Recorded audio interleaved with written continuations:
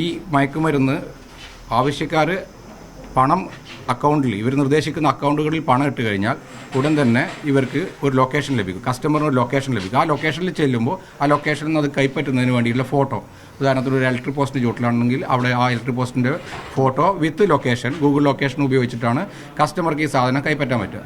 ഇത് അവർ അവലംബിക്കുന്നതിന് കാരണം പിന്നെ ഇതേപോലെ നമ്മുടെ പോലുള്ള ഏജൻസികൾ, പോലീസ്, എക്സൈസ് പോലുള്ള ഏജൻസികൾ മിക്കപ്പോഴും ഇവരെ പിടികൂടുന്നത് ആവശ്യക്കാരെന്ന വ്യാജേന സമീപിച്ചാണ്. ഈ രീതിയിൽ ആവശ്യക്കാർ എന്ന വ്യാജേന നമ്മൾ സമീപിച്ചാൽ പോലും നമുക്ക് ലൊക്കേഷൻ മാത്രമേ കിട്ടുന്നുള്ളൂ, പ്രതികൾ നമ്മുടെ അടുത്തേക്ക് വരുന്നില്ല എന്നുള്ളതാണ് ഈ രീതി അവർ അവലംബിക്കുന്നതിനുള്ള കാരണം. ഇങ്ങനെയൊക്കെ ആണെങ്കിലും ഇവർ ഇപ്പോൾ കണ്ണൂർ നഗരത്തിൽ കാലങ്ങളായിട്ട് കറങ്ങി വിൽപ്പന നടത്തുന്നവരാണെന്നാണ് പ്രതികൾ നൽകിയിട്ടുള്ള മൊഴി. ഇങ്ങനെയാണെങ്കിൽ അവർ പിടിക്കപ്പെടുന്നു എന്നുള്ള മെസ്സേജാണ് നമ്മുടെ ഡിപ്പാർട്ട്മെൻറ്റിന് ഇവർക്ക് നൽകാനുള്ളത്. മയക്കുമരുന്ന് വിൽപ്പനയിൽ ഈ ഏർപ്പെടുന്ന യുവാക്കൾ പലപ്പോഴും ഇവരുടെ മറ്റുള്ളവരുടെ നിർദ്ദേശത്തിനനുസരിച്ചാണ് ചെയ്യുന്നത്.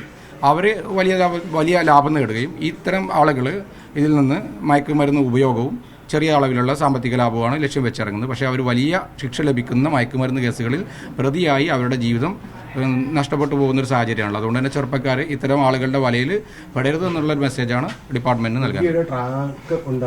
പിന്നെ ഒരു കാർട്ടൽ, ഒരു മയക്കുമരുന്ന് സംഘം ഇതിൻ്റെ പിന്നിൽ പ്രവർത്തിക്കുന്നു എന്ന് തന്നെ നമ്മൾ സംശയിക്കുന്നു. ഇവരിൽ നിന്ന് ലഭിക്കുന്ന മൊഴികളും അതിലേക്കാണ് വിരൽ ചൂണ്ടുന്നത്. അത് അന്വേഷണ ഉദ്യോഗസ്ഥൻ തുടർന്നുള്ള അന്വേഷണത്തിൽ കണ്ടെത്തുന്നത് നമ്മൾ തീർച്ചയായിട്ടും പ്രതീക്ഷിക്കുന്നു.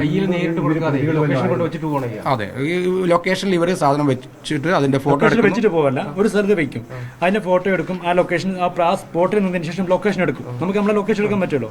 ആ ലൊക്കേഷൻ ഇവരുടെ ബോസിന് അയച്ചു കൊടുക്കും. ആ ബോസ് എന്ത് ചെയ്യും, ഇവർക്ക് കസ്റ്റമേഴ്സിന് അയച്ചു കൊടുക്കും. അങ്ങനെ കസ്റ്റമേഴ്സ് ലൊക്കേഷൻ വെച്ച് അവിടെ ഡ്രോപ്പ് ചെയ്യുന്ന കുട്ടികളും ഇങ്ങനെ കസ്റ്റമേഴ്സും തമ്മിൽ നേരിട്ട് ബന്ധപ്പെടുന്നില്ല.